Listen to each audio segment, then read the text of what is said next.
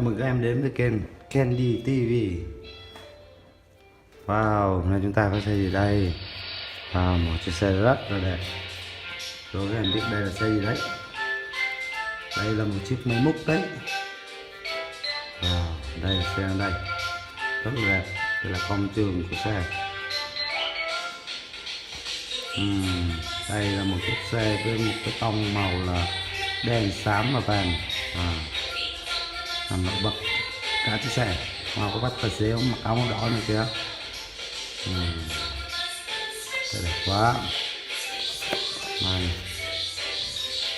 đồ chơi trẻ em không dùng pin. Rồi ta bắt đầu thu hoạch nhé.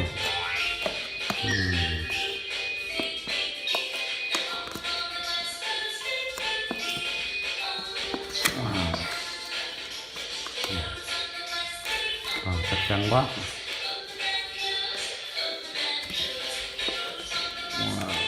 Wow, đẹp quá. Đây xem thấy không, rất là đẹp, rất là giống thật đấy.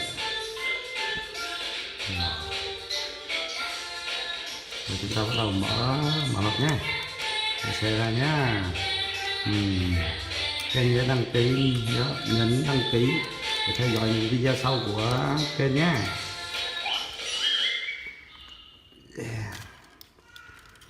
Có video thì nhớ like, comment và bình luận và chia sẻ video đi cho những người bạn của mình nhá. Chúng ta sau đó sẽ có những video hay cho các em đấy nhá.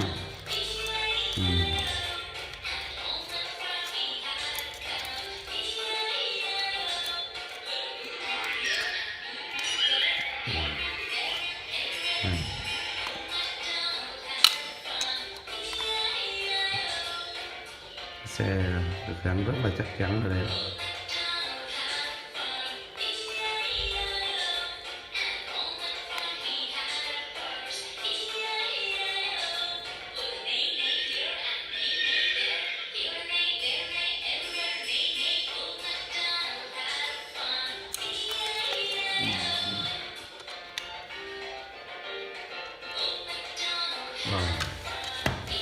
Rất là đẹp, rất là chắc chắn. Đây, wow, rất là đẹp. Một chiếc xe này bằng sắt đấy, wow, rất là cứng, bỏ rất là cứng.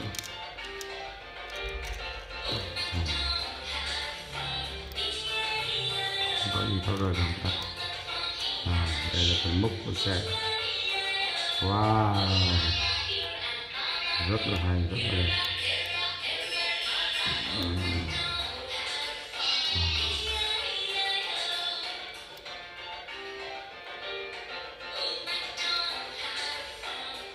Wow, có cả cây trợ lực này, rau múc này. Wow, một cái tay múc thật là chắc chắn, là vững chắc.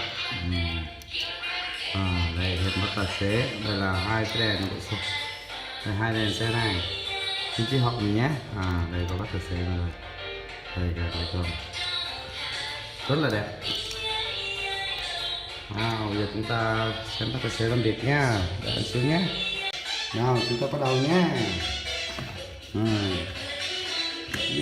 Bác sẽ lên sẽ qua để cho bác xem múc lên nhé.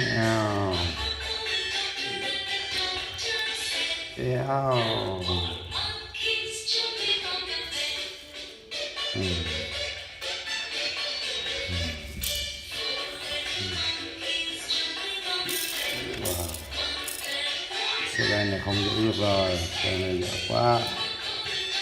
Rồi.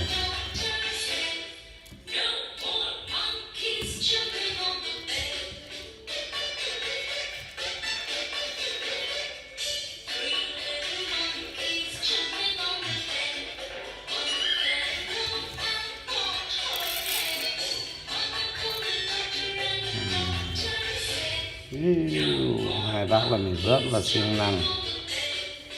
Wow, bác rất là khỏe đấy, tôi kéo được rất là nặng. Wow.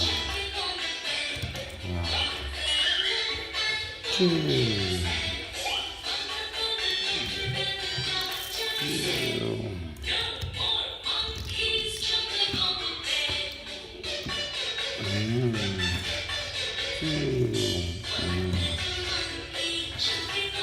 Wow.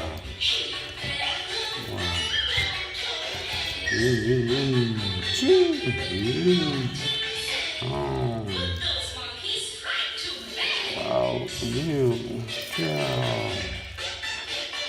Yeah. Yeah.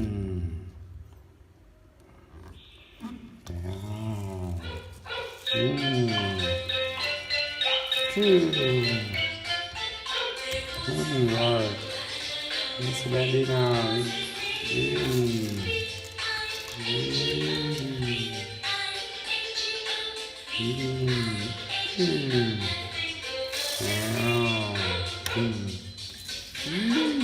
Sẽ lên vào từ đó của xe nào. Nào. Rồi, tiếp tục nhé.